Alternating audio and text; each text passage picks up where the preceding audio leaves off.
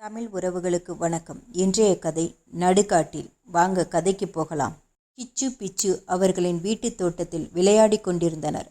அப்போது அங்கே ஒரு நாய் அவர்கள் அருகில் வருவதை கண்டனர். டே கிச்சு, நாய் பாருடா என்றான். அதற்கு பிச்சு, ஆமாம்டா, கருப்பானாலும் எத்தனை பளபளப்பு பார்த்தியா, இதற்கு கருப்பன் என்று பெயர் வைக்கலாம். போடா, கருப்பன் என்று பெயர் நன்றாகவே இல்லை, பிளாக்கி என்று கூப்பிடலாம். இரண்டும் ஒன்றுதான். ஏ பிளாக்கி, ஒடியா. குட்டிநாய் அவர்களுக்கு முன்னே ஓடிற்று. இருவரும் வீட்டை அடைந்தனர். பிளாக்கியை ஒரு ஓரமாக விட்டுவிட்டு வீட்டிற்குள் நுழைந்தனர். அந்த பிளாக்கியை அவர்களுடைய அப்பா கவனித்தார். என்னடா, இருவரும் நாயை கூட்டிக்கிட்டு வந்திருக்கீங்க என்றார். கிச்சுவும் பிச்சும், அப்பா, அது தோட்டத்தில் விளையாடும்போது பார்த்தோம். அதுவும் எங்களுடன் விளையாடியது. அதனால்தான் அப்பா அதனை அழைத்து வந்தோம். நம்மளே அந்த நாயை வளர்க்கலாம் அப்பா, ப்ளீஸ் அப்பா என்றனர் கிச்சுவும் பிச்சுவும். அதெல்லாம் கூடாது. வீட்டிலே நாய் வளர்த்தா ரொம்ப கஷ்டம். சமையலறை உள்ளெல்லாம் புகுந்து உன் அம்மாவிற்கு கஷ்டத்தை கொடுக்கும் என்றார் அப்பா. ஆனால் கிச்சுவும் பிச்சுவும் அவரை விடவில்லை. இல்லைப்பா, இது உள்ளே விடாமல் கவனமாக பார்த்து கொள்கிறோம். தோட்டத்து மூலையில் கட்டி போட்டு விடுகிறோம். இதை விட மனசில்லை அப்பா, ரொம்ப அழகாயிருக்குப்பா என்று கெஞ்சினார்கள். இதுவா அழகு? கண்ணங்கரேல் என்று பார்க்கவே பயமாயிருக்கே என்றார் அப்பா. எப்படியோ அப்பாவை சமாதானப்படுத்தி விட்டார்கள் இருவரும். அப்பாவும் அம்மாவும், உங்களுக்கு தரும் உணவில்தான் உங்கள் நாய்களை வளர்க்க வேண்டும். நாய்க்குட்டிக்கு என்று நான் ஒன்றுமே தரமாட்டேன் என்று சொல்லிவிட்டார். பிளாக்கியை கிச்சுவும் பிச்சும் அரை நிமிஷமே பிரிவதே இல்லை. பிளாக்கி கொழுகொழுவென்று வளர்ந்திருந்தது. என்னாதான் கட்டி போட்டாலும் அது கட்டை அறுத்து கொண்டு அப்பா அறைக்குள் புகுந்து இங்கு புட்டிகளை கவிழ்ப்பதும் காகிதங்களை கசக்கி கிழிப்பதுமாக ரகளை செய்தது. பிளாக்கியின் அட்டகாசத்தினால் கிச்சுவும் பிச்சுவும் தினமும் அப்பா அம்மாவிடம் திட்டு கிடைத்து கொண்டே இருக்கும். அந்த சனியனை விரட்டிவிட்டு வந்தால்தான் இன்றைக்கு சாப்பாடு என்று கூட அம்மா மிரட்டி விட்டாள். ஆனால் பிளாக்கியை அவர்கள் விரட்டினாலும் அது இவர்களை விடுவதாக இல்லை. ஒரு நாள் கிச்சுவும் பிச்சும் பிளாக்கியோடு விளையாடி கொண்டிருந்தார்கள். பிளாக்கி ஒரு அணிலை துரத்தி கொண்டு ஓடிற்று. பிளாக்கி, உன்னால் அதை பிடிக்க முடியாது, ஓடியா, நேரமாச்சு என்று கூப்பிட்டனர் கிச்சுவும் பிச்சுவும். ஆனால் பிளாக்கி காட்டிற்குள் ஓடிற்று. அதை பிடிக்க இருவரும் காட்டிற்குள் ஓடினார்கள். பிளாக்கி, பிளாக்கி, வெகு தூரம் காட்டிற்குள் போய்விட்டார்கள். பிளாக்கியை காணவில்லை. கிச்சு, எங்கடா போச்சு இது? லொல் லொல் லொல் என்று குலைத்தது. அதோ நம் பிளாக்கி தான் குறைக்கிறது. இருவரும் ஓடினார்கள். அடே அப்பா, எவ்வளவு பெரிய மரம்! பிரம்மாண்டமான மரம். அவ்வளவு பெரிய மரத்தை அவர்கள் இதுவரை பார்த்ததில்லை. 4 மனிதர்கள் சேர்ந்துதான் அதை கட்டி போட்டு பிடிக்க வேண்டும். அவ்வளவு பருமனான மரம். அந்த மரத்தின் வேரின் அடியில் ஒரு சிறிய பொந்தை சுற்றி சுற்றி வந்தது பிளாக்கி. அது துரத்தி வந்த அணில் அதற்குள் தான் புகுந்து விட்டது. பிச்சு, இத்தனை பெரிய மரத்தை நீ பார்த்திருக்கிறாயா? அடே பிச்சு, அந்த மரத்தின் மேல் ஒரு பொந்து இருக்கிறதுடா, வாடா போய் பார்க்கலாம். இருவரும் ஓடினர். அந்த பெரிய பிரம்மாண்டமான மரத்தின் மேல் ஒரு பெரிய குகை போன்று பொந்து இருந்தது. அவ்வளவு பெரிய பொந்து இருந்தும் மரம் பட்டு போகாமல் இருந்தது. 2 ஆள் தாராளமாக இருக்கலாம் அதில். பிச்சு, இதற்குள் இறங்கி பார்க்கலாமா? நம் பாட்டி சொல்லும் கதைகளில் வருவது போல இது வழியாக படிகள் இருந்து நம்மை பாதாள லோகத்துக்கு கொண்டு போய் விட்டு அங்கிருந்து ஏராளமான பணத்துடன் திரும்பி வரலாம் அல்லவா? பாட்டி சொன்ன கதை உண்மையில் நடந்தது என்று நம்பி இருந்தான் கிச்சு. ஆனால் நாம் உள்ளே குதித்து பிறகு படியே இல்லாமல் போனால் பிறகு நம்மால் அதிலிருந்து ஏற முடியாது. அதிலேயே நாம் கிடந்து சாக வேண்டியதுதான்.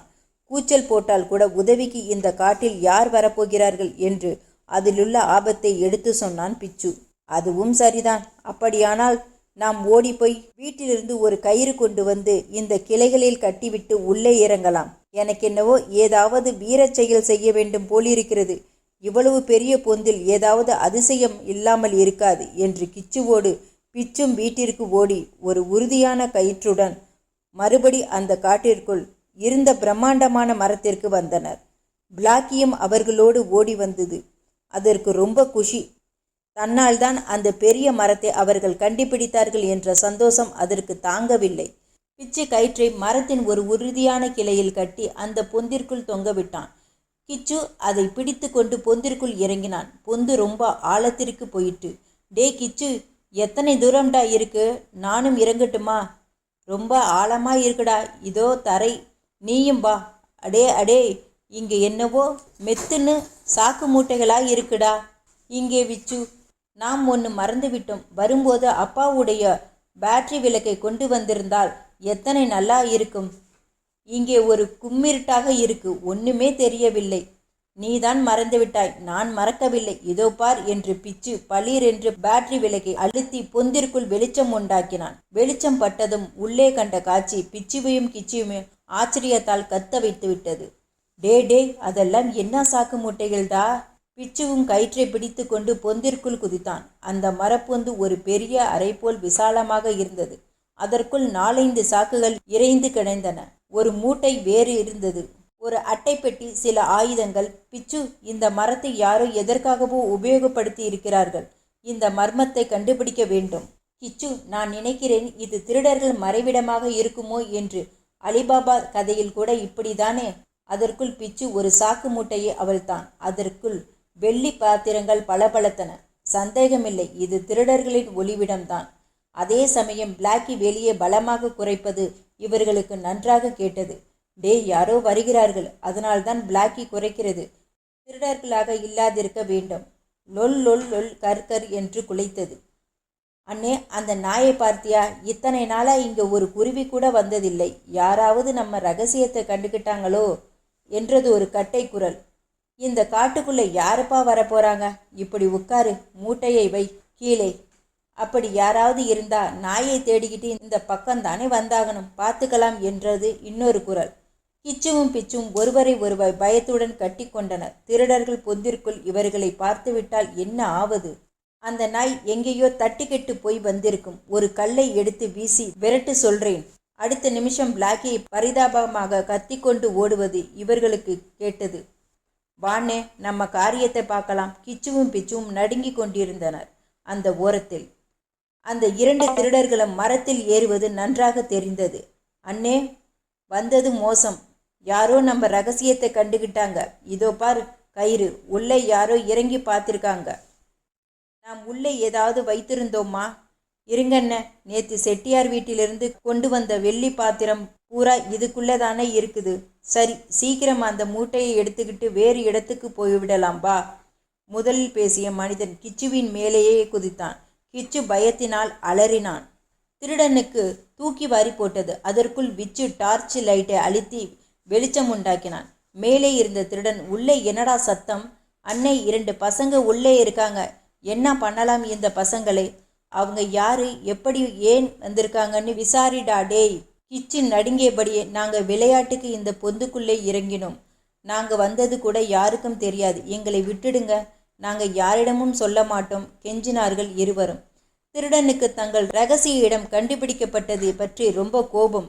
பேசாமல் மேலே ஏறி போய் பொந்தின் வெளியே 2 திருடர்களும் வெகு நேரம் என்னவோ பேசிக்கொண்டார்கள். பிறகு மேலே இருந்தபடியே, டே பயல்களா, ஓரமாக ஒதுங்கி கொள்ளுங்கள், ஒரு மூட்டையை போட போறேன். கிச்சு பிச்சு பொந்தின் ஒரு மூலையில் போய் ஒண்டி கொண்டனர். சப்தத்தோடு ஒரு மூட்டை பொந்திற்குள் விழுந்தது. நாங்கள் பாதி ராத்திரிக்குத்தான் வருவோம். அதுவரை இதற்குள்ளேயே தான் இருக்கணும். தப்பிக்க முடியாது. நீங்க ஒழுங்காக இருந்தால் உங்களை விட்டு விடுவோம். ஆமாம் என்று உத்தரவிட்டார்கள் திருடர்கள். எங்களை எங்கேயே விட்டுட்டு போகாதீர்கள். இருட்டி விட்டது. எங்களுக்கு பயமாக இருக்கிறது. நாங்கள் யாரிடமும் சொல்லவில்லை கத்தினார்கள் கிச்சுவும் பிச்சுவும். ஆனால் திருடர்கள் அவர்கள் வார்த்தையை அலட்சியம் செய்தனர். கயிற்றை அவிழ்த்து கொண்டு போய்விட்டார்கள். கயிறு இல்லாமல் அவர்களால் மேலே ஏறி வர முடியாது. திருடர்கள் மரத்திலிருந்து குதித்து போவது நன்றாக கேட்டது. இப்போது என்னடா செய்கிறது? ராத்திரி பூரா இங்கேவா இருப்பது என்றான் பிச்சு.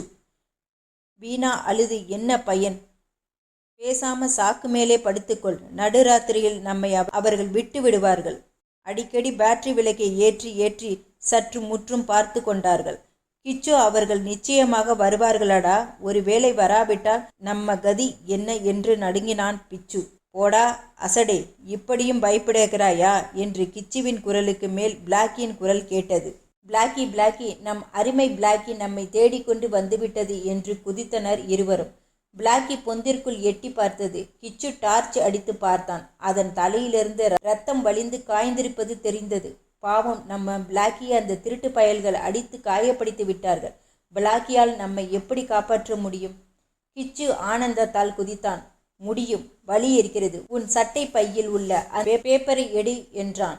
பிளாக்கி, கமான், ஒடியா என கூப்பிட்டான். பிளாக்கி குபீர் என்று பொந்திற்குள் குதித்தது. கிச்சுவும் பிச்சுவும் கொடுத்த காகிதத்தில் அப்பா அம்மா, நாங்கள் ஆபத்தில் சிக்கிக் கொண்டிருக்கிறோம். ஒரு பெரிய மரப்பொந்தில் விழுந்து விட்டோம். அது திருடர்கள் பதுங்கும் இடம். எங்களால் ஏற முடியவில்லை. உடனே பிளாக்கி காட்டும் இடத்திற்கு ஓடி வரவும், வரும்போது போலீஸோடு வரவும், கிச்சுவும் பிச்சுவும் என்று எழுதினான். கிச்சு அதை பிளாக்கியின் கழுத்தை தோள்பட்டையில் தெரியும்படி கட்டி, பிளாக்கி நேராக வீட்டிற்கு ஓடி, அப்பாவை கூட்டிக் கொண்டு வருகிறாயா என்றான். அதுவும் புரிந்தது போல குறைத்தது. உடனே கிச்சுவும் பிச்சுவின் முதுகில் மீது ஏறி பிளாக்கியை தூக்கி பிடித்தான். அது ஒரே தாவலாக தாவி வெளியே குதித்து ஓடிற்று. கிச்சுவும் பிச்சுவும் நெஞ்சு திக் என்று அடித்து கொள்ள காத்திருந்தனர்.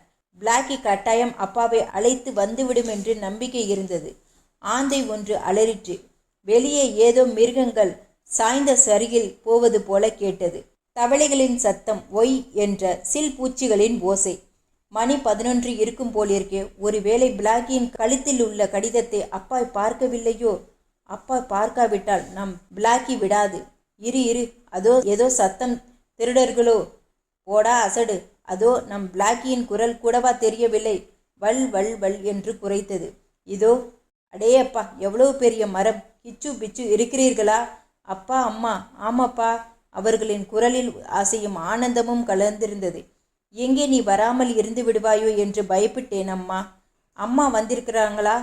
இதோ இருக்கேண்டா கண்ணே. அம்மாவின் அன்பு குரல் கேட்டு அவர்களுக்கு பயம், களிப்பு, பசி எல்லாமே பறந்து விட்டன. கிச்சு, போலீஸ்காரர் வந்திருக்காரா? எதுக்கு வர சொன்னே என்று கேட்டார் அப்பா.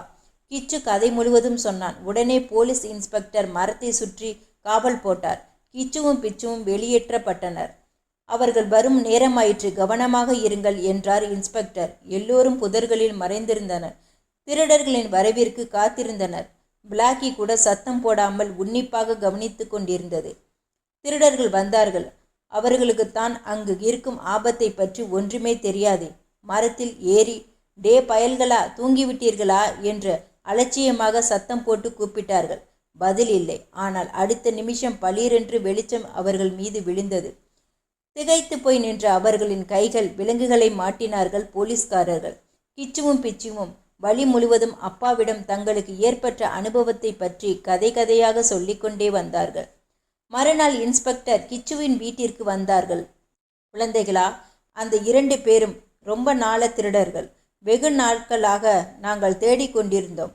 உங்களால் அகப்பட்டார்கள். அதற்கு உங்களுக்கு ஆளுக்கு ஒரு ரிஸ்ட் வாட்ச் பரிசு. உங்கள் நாய்தான் ரொம்ப வேலை செய்திருக்கிறது. அதற்கு இந்த அழகான சங்கிலியோடு கூடிய தோள்பட்டை என்று சொல்லி பிளாக்கியை தூக்கி கொண்டு கொஞ்ச ஆரம்பித்தார். அன்று முதல் பிளாக்கிக்கு அந்த ஊரிலேயே தான் தனிச்சலுகை. சுபம்.